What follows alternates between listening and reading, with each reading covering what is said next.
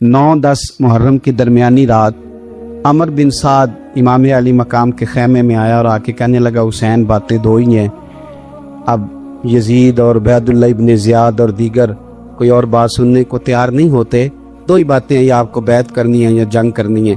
तो इमाम अली मकाम फरमाने लगे कि मुझे एक रात की मोहलत दे दो, एक रात की मोहलत, सवेरे बताऊंगा क्या करना है। 9-10 की दरमियानी रात अमर बिन साद ने कहा ठीक है, मैं सवेरे आ जाऊंगा। तो अमर बिन साद खैमे से बाहर निकला तो हजरत अब्बास बिन अली, हजरत अब्बास रदी अल्लाह ताला अन्हु हाजिर बारगाह हुए तो इमाम अली मकाम से अर्ज करने लगे, भाईजान मुझे पता है सवेरे आपने क्या फैसला करना है और आपको भी पता है सवेरे क्या फैसला करना है। तो ये बदबातन किस्म के लोग हैं, ये सोचेंगे पता नहीं हुसैन कमजोर पड़ गया। अभी बताना था कि हमने बैत नहीं करनी, आपने रात मोहलत क्यों मांगी, ये पता नहीं रात क्या क्या बदगुमानियां सोचेंगे। फैसला तो सवेरे भी वही होना है और अब भी वही होना है कि हम यजीद की बैत करने को तैयार नहीं है, तो आप ये भी बात कर देते। तो इमाम हुसैन फरमाने लगे, अब्बास तेरा क्या ख्याल है, मैंने सोचने के लिए टाइम लिया है, तेरा क्या ख्याल है कि मैंने कोई नए राह तलाश करनी है, कोई मुझे और किसी फौज के पहुंच जाने की उम्मीद है। कहा नहीं, मुझे कुछ भी नहीं करना, ना कुछ सोचना है, फैसला भी वही है जिसका तुझे पता है, लेकिन भाई ये आखिरी रात बची है, कल हुसैन दुनिया से जाएगा, आखिरी रात बची है, दिल करता है कि आज की रात ना मैं रज रज के अपने रब को सजदे करूं, मैं जी भर के उसकी इबादत करूं, ये पेशानी उसके हुजूर नाज झुके।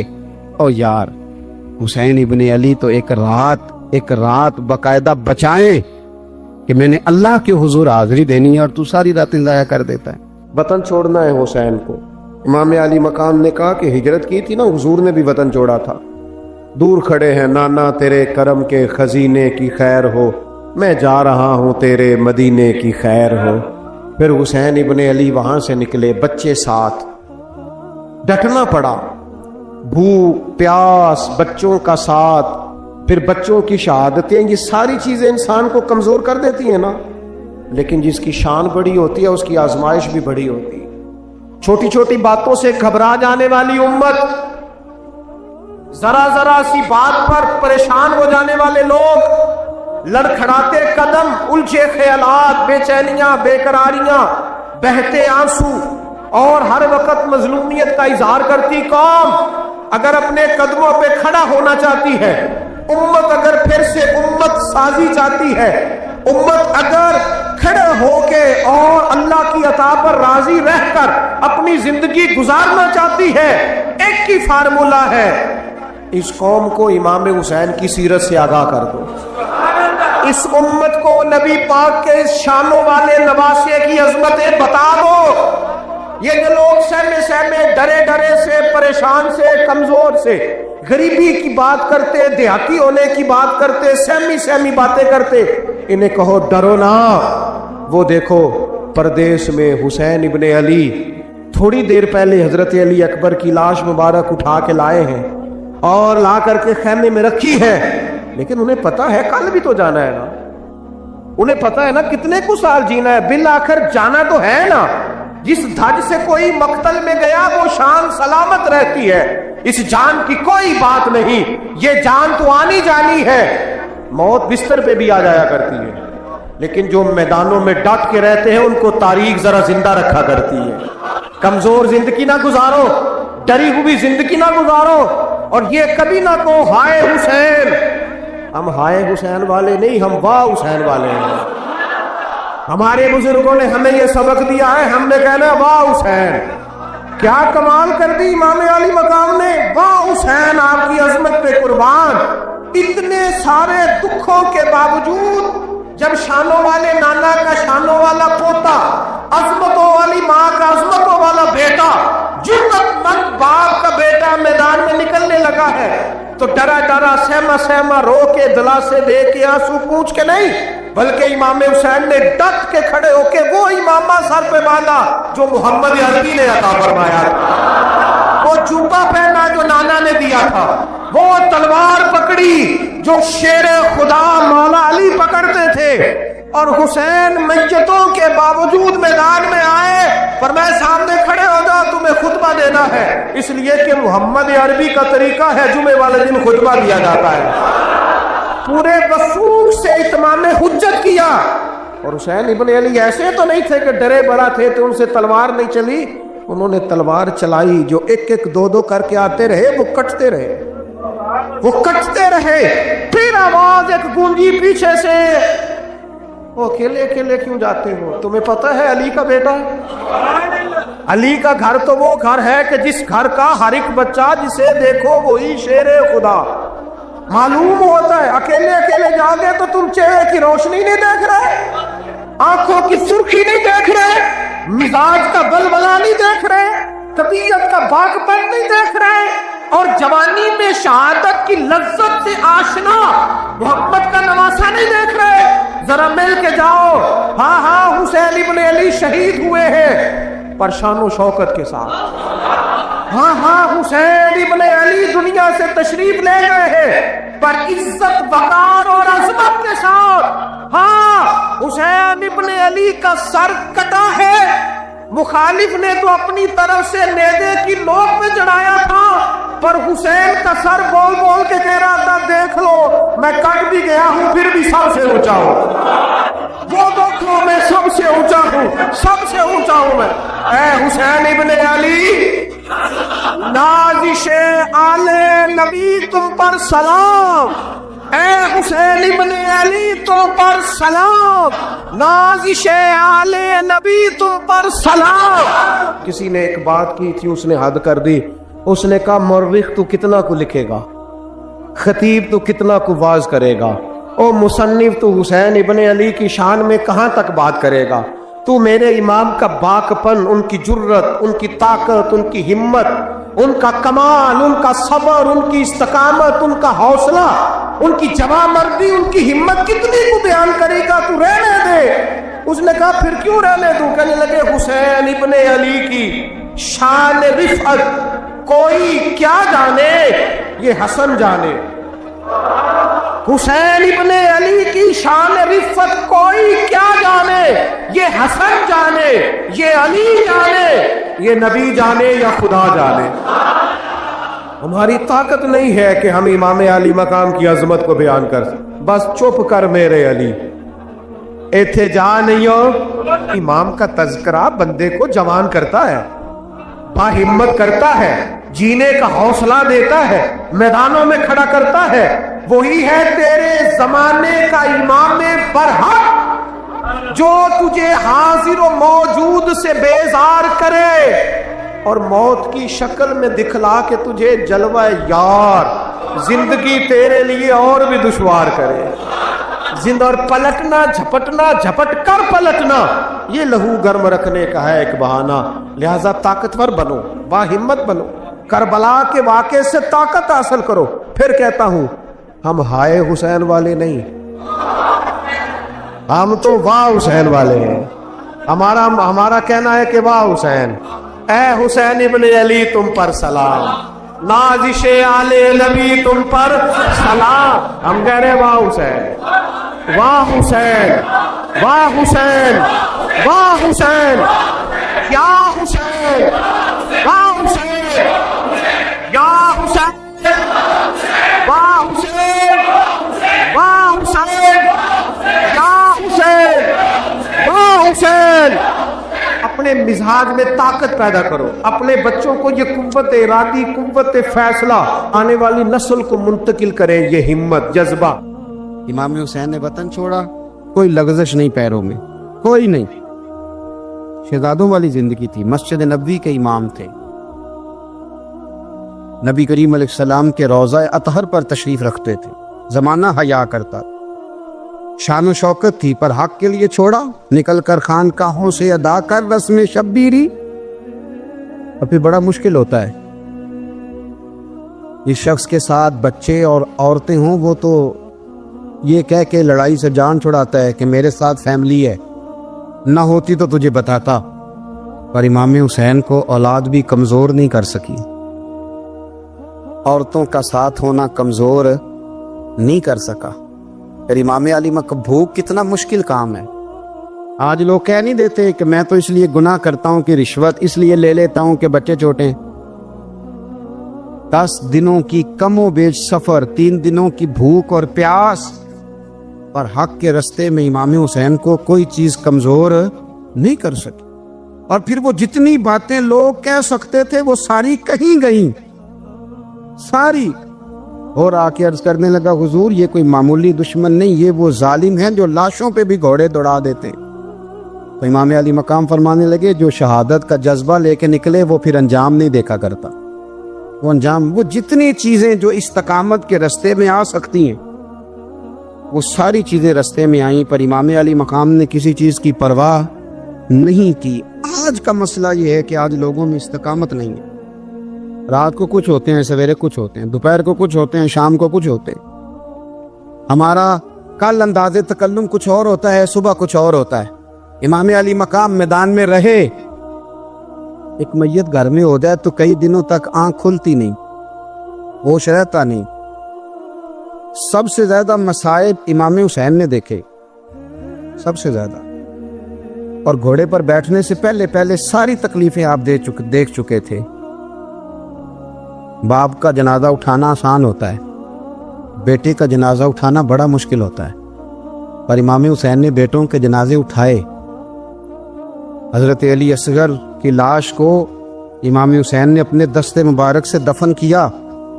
اور جناب علی اکبر کی میت کو جب آپ اٹھا کے لا رہے تھے تو سیدہ زینب فرماتی ہیں کہ مجھے یوں کبھی لگتا تھا حسین کا قد بڑا ہے اور کبھی لگتا تھا علی اکبر کا قد بڑا ہے. اور فرماتی ہیں کہ پھر حضرت قاسم بن حسن کو بھی وہ اٹھا کے لائے اور جناب عباس کے وجود سے الگ ہونے والے بازو انہوں نے لا کے حضرت عباس کے وجود کے ساتھ بھی رکھے.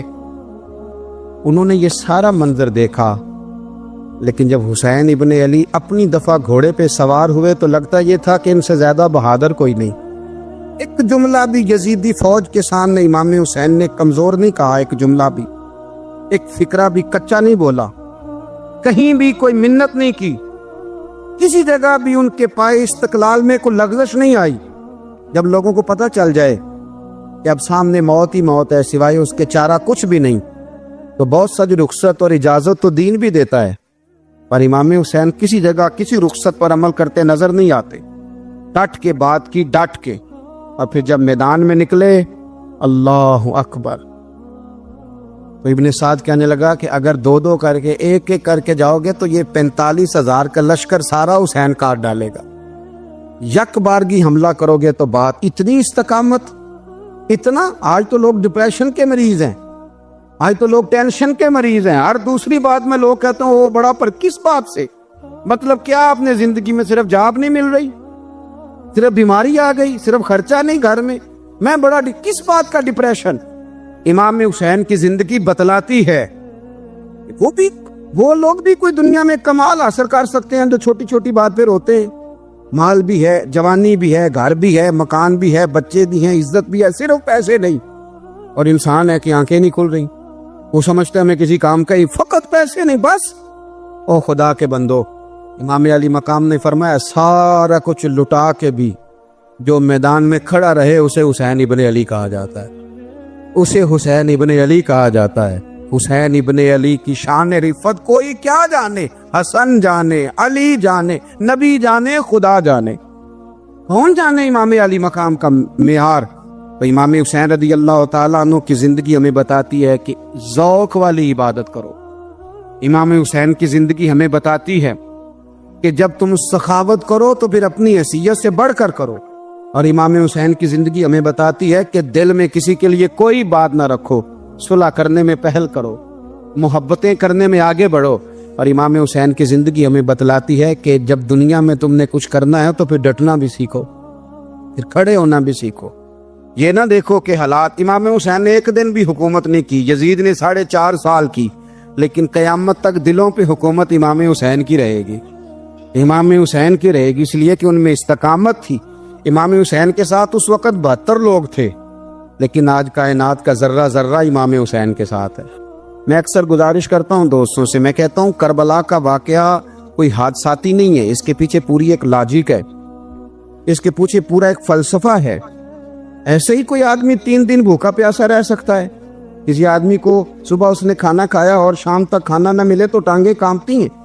रमजान मुबारक में इबादत की नीयत से रोजा रखने वाले भी शाम को बड़े परेशान हो जाते, और मुसलसल 3 दिन खाना ना खाया जाए और पानी ना पिया जाए, और हाल ये है कि वही आदमी तलवार लेके मैदान में निकले और उसकी हालत ये हो कि लोग उसके आगे दौड़ना शुरू कर दें। हजारों की फौजें ताब ना ला सके। अली का घर भी वो घर है कि जिस घर का हर एक बच्चा जिसे देखो वही शेरे खुदा मालूम होता है। ये कोई आसान है? इसके पीछे पूरी एक इसके पीछे फलसफा है। इमाम राजी की तफसीर कबीर देखिएगा। इमाम राजी कहते हैं कि सैयदा फातिमा ज़हरा रदी अल्लाह ताला अन्हा के दोनों शहजादे हसनैन करीमैन बीमार हो गए तो सैयदा ने मन्नत मांगी कि बच्चों को शिफा होगी तो 3 रोजे रखूंगी। शिफा हो गई, रोजे भी रख लिए। और जब मौला अली शेर खुदा रोज़ा रखने के लिए बेदार हुए, सैयदा फातिमा ज़हरा बेदार हुई तो इमाम हसन और हुसैन भी उठ गए। 7-8 साल की उम्र, अम्मा जी हमने भी रखना है। सुबह खजूर और दूध से रोज़ा रख लिया गया। ऐन इफ्तारी के वक्त मौला अली कहते हैं फाके चल रहे थे, कहीं से मैं जौं लाया थोड़े से। सैयदा फातिमा ज़हरा ने पीस कर रोटियां पकाई। वो वक्त जो बड़ा मुश्किल होता है इफ्तार का, कहते हैं उस वक्त जब खाने के लिए बिल्कुल हाथ आगे बढ़ने लगे और उम्मीद थी कि अभी सैयदना बिलाल अल्लाह अकबर कहेंगे तो रोज़ा खुलेगा, लेकिन अभी चंद ही मिनट रहते थे कि दरवाजे पर एक फ़कीर ने सदा दी। कहने लगा सारे मदीने के दरवाजे खटखटा आया हूँ, कहत है फाका है, ए रसूलुल्लाह के ख़ानदान वालों, मैं यतीम हूँ। किसी ने बताया है कि और कोई दरवाज़ा खुले ना खुले, सैयदा का दरवाज़ा तेरे लिए ज़रूर खुलेगा। क्या यतीम को रोटी मिलेगी? तो हज़रत मौला अली ने बच्चों की तरफ देखा ही था कि इमाम हसन सारी रोटियां जाके दरवाजे पे दे आए। खजूर और पानी से इफ्तार हो गया। सुबह फिर खजूर और दूध से रोज़ा रखा। इमाम राजी कहते हैं ऐन वो वक्त जब इफ्तार का टाइम आया तो फिर दरवाजे पे किसी ने सदा दी, कहा रसूलुल्लाह के ख़ानदान वालों मैं मिस्कीन हूँ, रात से रोटी खाई है, न सुबह खा सका न दोपहर। किसी ने बताया है कि इस दरवाजे से खाली कोई नहीं जाता। इमाम हसन ने फिर सारा लंगर उठाया और फिर जाके दे दिया। तीसरा दिन फिर हुआ। मुझे लगता है कि जब इफ्तार का टाइम आया होगा ना तो ये खुद ही सारे दरवाजे पे देखते होंगे, ये कोई आया नहीं लेने वाला अभी तक। लगता है कि नजरें दरवाजे पे थी। ऐन इफ्तार के वक्त 3 रोटियां जब जौ की पक के आई, एक भिखारी ने सदा दी, कहने लगा मैं कैदी हूं, आज ही कैद से रिहाई मिली है। पहले दिन किसी के दरवाजे पे सदा मिली है, दी है रोटी मिलेगी। इमाम हसन वो खाना दे के वापिस लौटे। खजूर और पानी से इफ्तार हुआ और जैसे ही मस्जिद नबी में तीनों बाप बेटा नमाज पढ़ने गए तो मौला अली कहते मुझे बताना नहीं पड़ा, रसूल करीम ने मेरी तरफ देख के फरमाया अली तेरा, फातिमा का, हसन और हुसैन का 3 दिन वाला अमल खुदा को भी बड़ा पसंद आया है और मोहम्मद मुस्तफ़ा को भी बड़ा पसंद आया, बड़ा पसंदीदा अमल। मैं कहता हूँ कि हजरत फातिमा ने ना उनकी तरबियत पहले ही कर दी थी, 3 दिन बगैर इफ्तार के रोजा रखने की। वो ट्रेनिंग घर से हो चुकी थी। अब मैदान करबला में 3 दिन भूखा प्यासा रहना उनके लिए मुश्किल नहीं था। वो तो उन बच्चों के लिए मुश्किल होता है जो खाना देर से पकने से बर्तन तोड़ने शुरू कर देते।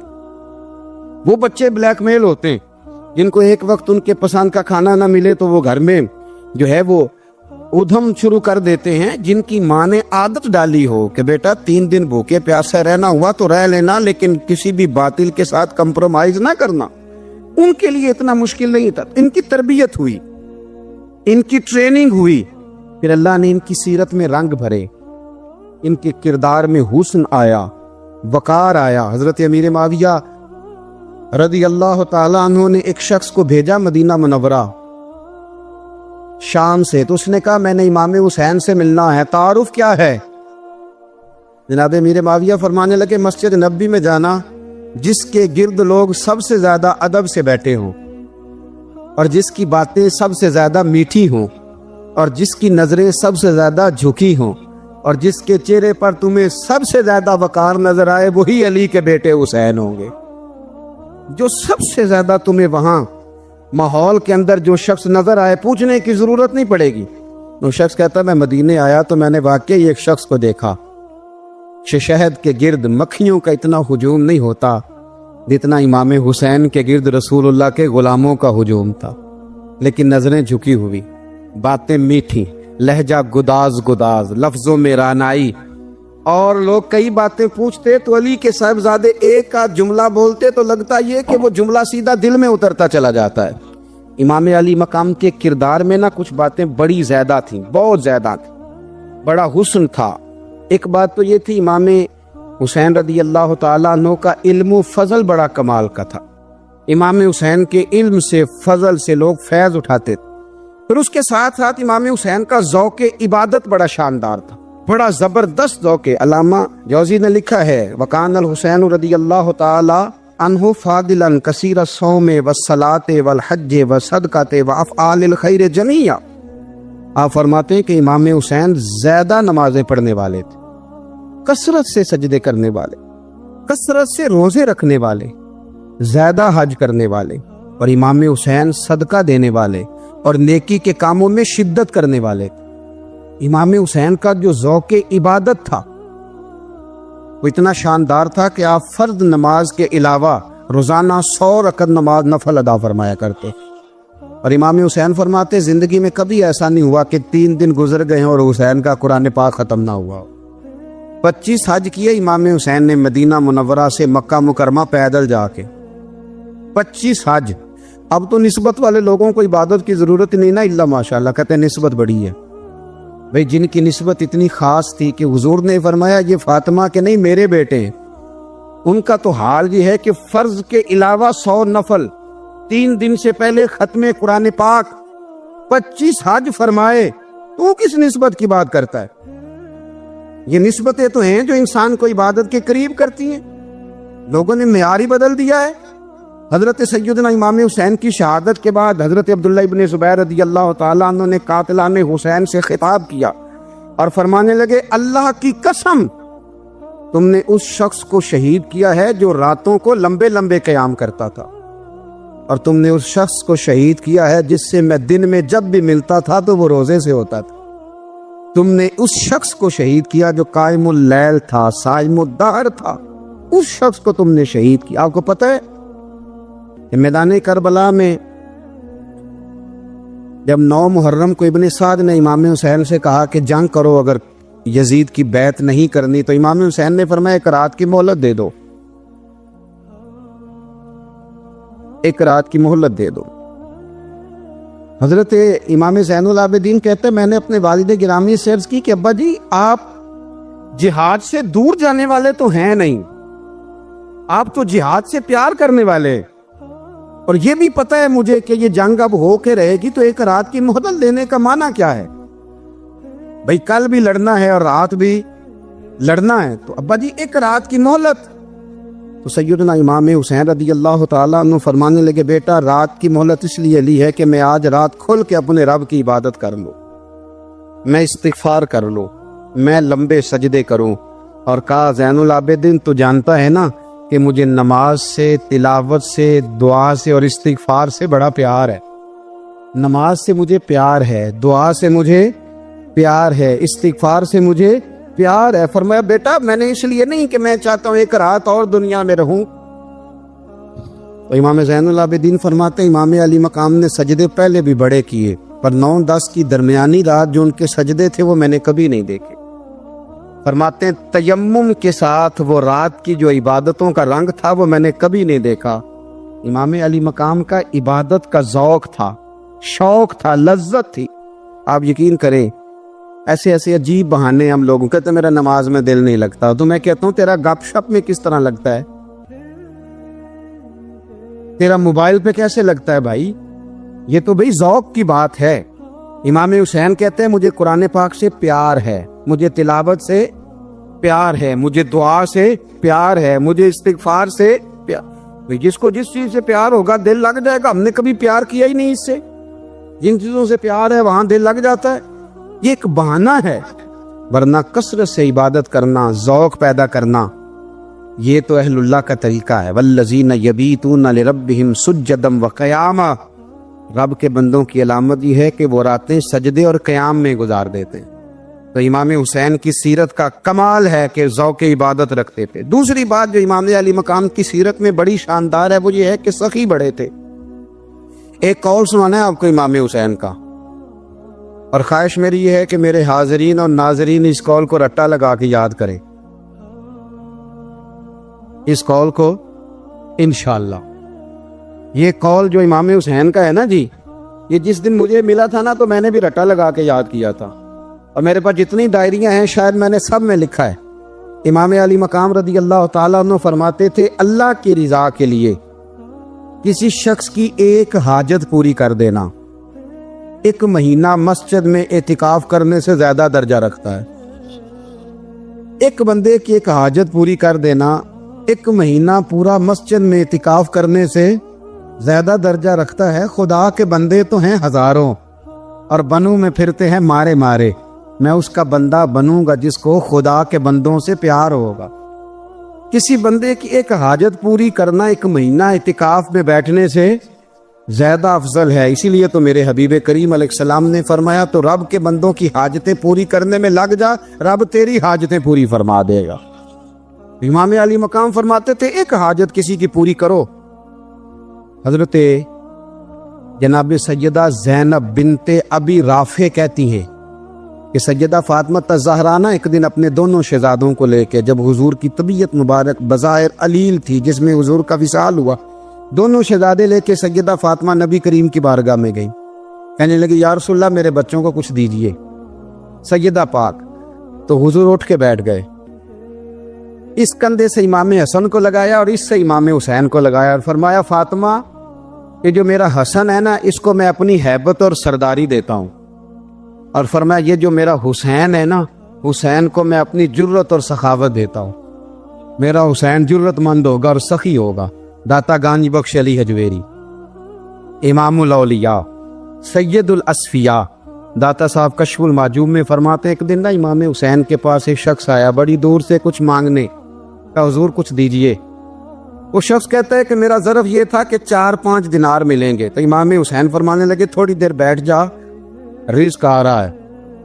تو امام حسین کو حکومت وقت کی طرف سے نا 5 تھیلیاں ملی جس میں ایک تھیلی میں 500 اشرفیاں تھی، 5 تھیلیاں آئیں، لیکن اس کو آنے میں نا ذرا دیر ہو گئی۔ وہ 5 تھیلیاں جب آئی نا تو امام حسین اس کی طرف 5 تھیلیاں بڑھا کے نا، ذرا دیکھنا میری طرف غور سے، 5 تھیلیاں بڑھا کے نا تو فرمانے لگے میاں جتنا تجھے انتظار کرایا ہے نا اتنی ہم تیری حاجت پوری نہیں کر سکے، تو یہ نہ محسوس کرنا کہ حسین کے دروازے پہ بیٹھا بھی رہا ہوں تو ملا کیا ہے، یہ نہ محسوس کرنا۔ وہ شخص کہتا ہے جب میں نے وہ تھیلیاں کھولی اور پھر میری نظر امام حسین پہ پڑی تو میرے اندر سے آواز آئی اگر حسین ابن علی اتنے سخی ہیں تو محمد عربی کتنے سخی ہو۔ اگر یہ معیار ان کا ہے، ان کا یہ معیار ہے، اور خود بھیک دے خود ہی کہیں منگتے کا بھلا ہو، خود کہنے لگے جتنا انتظار کرایا ہے اتنی تیری مدد کر سکے، یہ سخاوت کا معیار تھا، یہ طریقہ تھا۔ ایک دفعہ سیدنا امام حسین رضی اللہ تعالیٰ عنہ کے گھر کے اندر نا 5000 دینار آئے، مسجد میں تھے، آپ کو 5000 دینار ملے تو امام زین العابدین کہتے ہیں کہ مسجد سے لے کر گھر آنے تک امام حسین نے 5000 اللہ کے رستے میں خیرات کر دی۔ فرماتے میں نے کہا ابا جی 5 دینار کی گھر میں ضرورت تھی، مالاں والے سخی نہیں ہوندے تے سخیاں کل مال نہیں ہوندا، ایتھے اوتھے دوویں جہانی سخی کنگال نہیں ہوندا۔ کہا ابا جی 5 دینار کی گھر میں ضرورت تھی، تو کہتے ہیں مجھے فرمانے لگے بیٹا یہ جن کو میں نے دیا ہے نا یہ گھر کے لیے ہی دیا ہے، یہ گھر کے لیے ہی دیا ہے، جن کو دیا ہے تمہارا کیا خیال ہے یہ باہر خرچ ہوا ہے، یہ گھر کے لیے ہی ہے۔ اس لیے کہ جب انسان دوسروں پر شفقت کرتا ہے تو اللہ اس کے گھر پہ رحمت فرماتا ہے۔ امام حسین کی مزاج میں پہلی بات میں نے ذوق عبادت کی عرض کی، دوسری بات عرض کر رہا ہوں کہ صحابہ حضرت اسامہ بن زید بڑے پیارے ہیں میرے نبی کریم کے، بڑے پیارے۔ حضرت اسامہ بن زید کے بارے میں سیدہ عائشہ صدیقہ فرماتی ہیں ان کے ناک سے اگر ریٹھ نکلتی تھی تو اللہ کے رسول اپنے دستے مبارک سے صاف کر دیتے تھے، اور سرکار فرماتے تھے کہ اگر اسامہ لڑکی ہوتا نا، ان کے غلام کے بیٹے تھے حضرت زید بن عامر، اگر یہ لڑکی ہوتا میں اسے زیور پہناتا. بڑے پیارے تھے، لیکن جب ان کا آخری وقت آیا نا تو 60,000 دینار کا قرضہ تھا. رشتہ داروں سے کہا، دوستوں سے کہا، یاروں سے کہا. پڑھیے لا الہ الا اللہ ہو، لا الہ الا اللہ. کسی نے پوچھا